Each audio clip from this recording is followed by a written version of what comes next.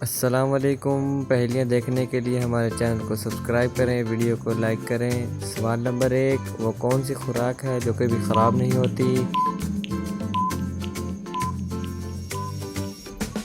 जवाब है खाली शहद। अगला सवाल, वो कौन सा जानवर है जो सांप की तरह अपनी खाल बदलता है?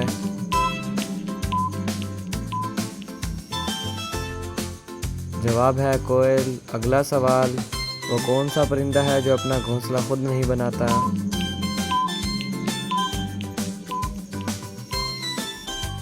जवाब है मकड़ी। अगला सवाल, वो कौन सी चीज़ है जो हमेशा नीचे की तरफ आती है, कभी ऊपर नहीं जाती?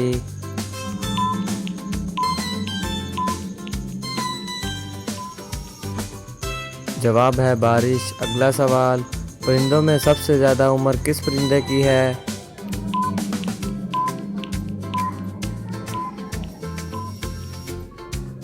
जवाब है कौवे की।